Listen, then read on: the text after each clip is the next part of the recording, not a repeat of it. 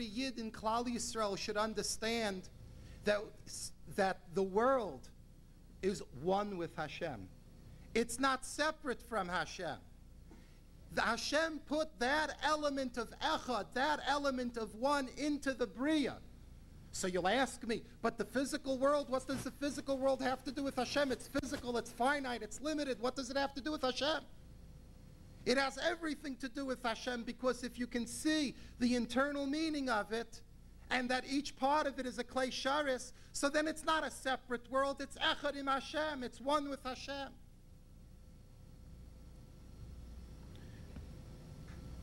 You might consider the words that I've said now very nice. It's good for a hashkafa class.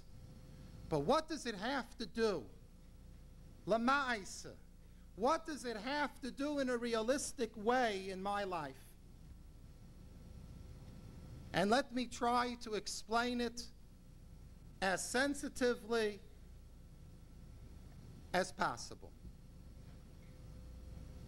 There are two tremendous payal yaitses, direct results, direct effects of if a person lives with the hashkafa of echad or doesn't live with the hashkafa of echad.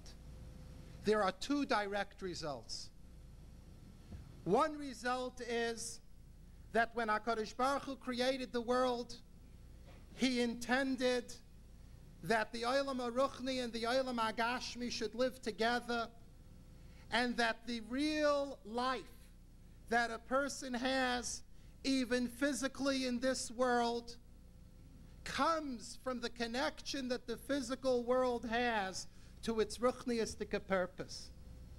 If you want to know, and this is true of every Yid in Klal Yisrael, if you want to know what makes a person live and be healthy and be vibrant and be able to function even physically, it's because there's a chibur, there's a connection, there's an echad between the way that Hashem created the person physically and the neshama and his tafkid ruchni and his ruchniistic purpose here.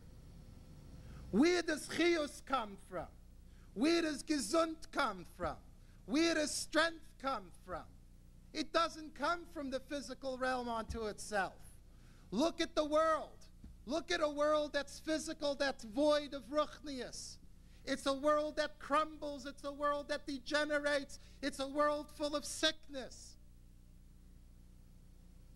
Because without echad, without the ruchnius being infused into the gashmiistic world, the gashmiistic world is corrupt. The gashmiistic world would fall apart entirely. And Rahman al-Itzlan, using that example on a personal basis, when a person looks at himself and wants to understand where does his health come from, where does his gesund come from, where does his strength come from, it's from that echad, from that fact that those things are waiting to be used as klei sharis. But if I parade them around or I paint them up in a way that they're the opposite of a klei sharis, so then they get caught off from the yanika, from the nourishing, from the neshama that's inside of the person.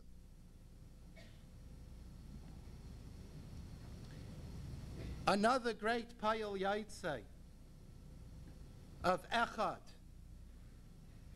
another payal yaitse of this echad,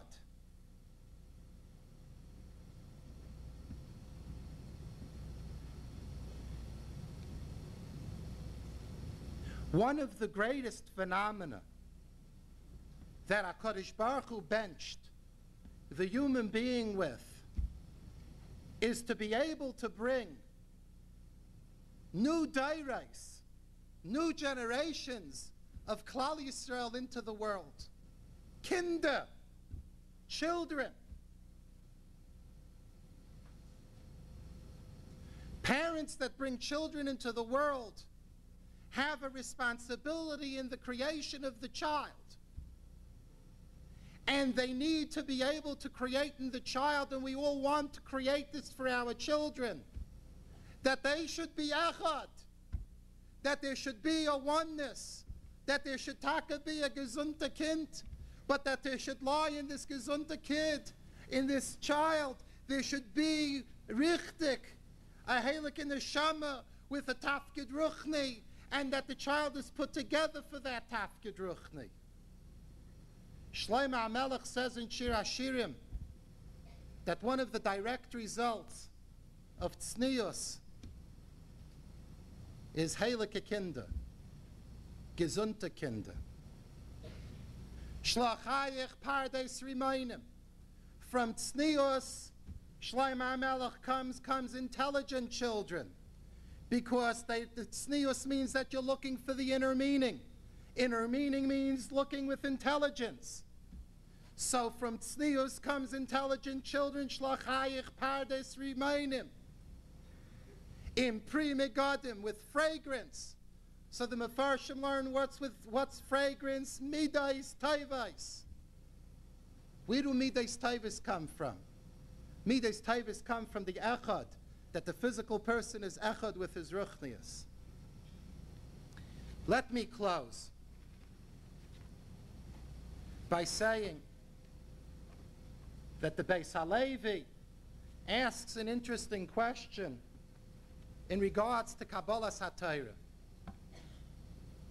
We know that Klal Yisrael said, Na'aseh v'nishma, which essentially is a blank commitment, an open check commitment. Tell me whatever it is that you want me to do, and I'll do it. And we know that it was based upon this Na'aseh v'nishma that Klal Yisrael merited the Ksarim, Echad Keneged Na'aseh ve'Echad Keneged Nishma, the crowns of Kabbalas HaTorah. So the Beis Halevi in his drashis asks the following question. He says there's a halacha that if you want to obligate yourself to another person, but you don't know with a definity the extent of the obligation, that you cannot obligate yourself. Because we say that it may be if you would have known the extent, you really wouldn't have obligated yourself. So you cannot obligate yourself monetarily to another person by just saying, whatever you want, I obligate myself. You can't do it. So the Beis Halevi asks, so then how did the obligation of Kabbalas HaTorah work? It's a blank obligation. You don't know what you're obligating yourself to. So the Beis Halevi gives the following answer.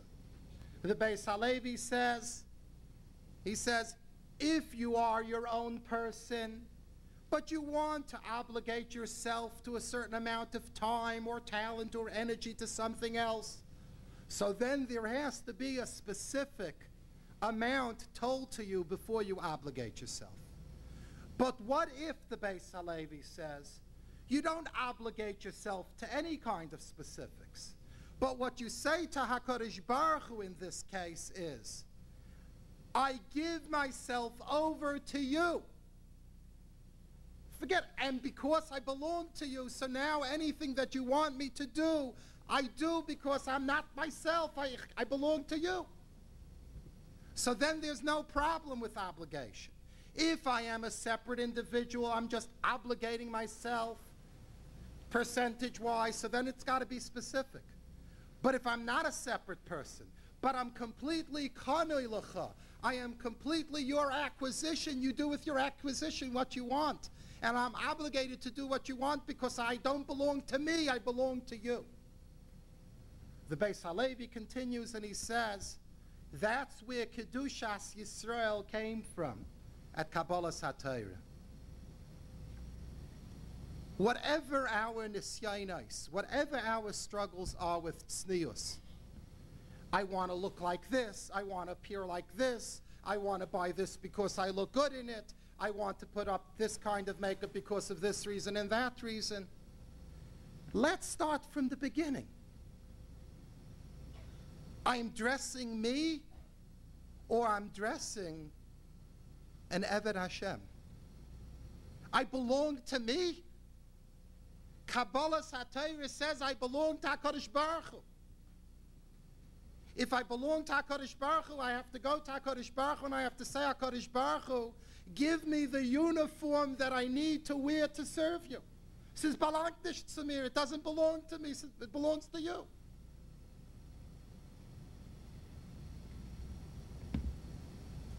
I think it would be a very appropriate hachana lekabbalas hatayra if we would think very, very strongly. Not just to find this heter and this heter and this pasuk says this and this pasuk says this. But let's understand the ruach that's behind the halacha. The ruach that's behind the halacha. When a person walks out in the street and walks out in a way that's tzniustic, what the person is saying, HaKadosh Baruch Hu, I belong to you. I don't belong to myself. And in this decrepit world, this prasta world, each time that a person goes out dressed in a way of tznius, I dare say that they're being mekadesh shem shamayim berabim, because they're saying that there is no two worlds, and I'm not a separate entity. I belong to HaKadosh Baruch Hu, and for myself and for others, I don't want to appear as anything else except an Eved Hashem. I think under that kind of a ruach of what's behind the halacha, I think we'll find much, much less easy way outs than heterim and so on and so forth. It's brought down that the Yontiv of Shavuos and the Chodesh of Sivan has a skula in it for many, many, many wonderful things. For refuas and Yeshuas for Klal Yisrael. The refuas and the Yeshuas that lie in the Chodesh of Sivan is because a person stops being separate from Hashem in his thinking and in his dressing and in his speaking and in his appearance. And when he makes himself echad, so then HaKadosh Baruch Hu and all of the chiyus and all of the kedusha of HaKadosh Baruch Hu permeates the person that brings the refuas Yeshuas and the Gayel Tzedek b'meira b'yameinu. I would ask everybody now to please give their undivided attention to Rav Matisyahu Solomon, Mashgiach Ruchni of the Gateshead Yeshiva, who is well known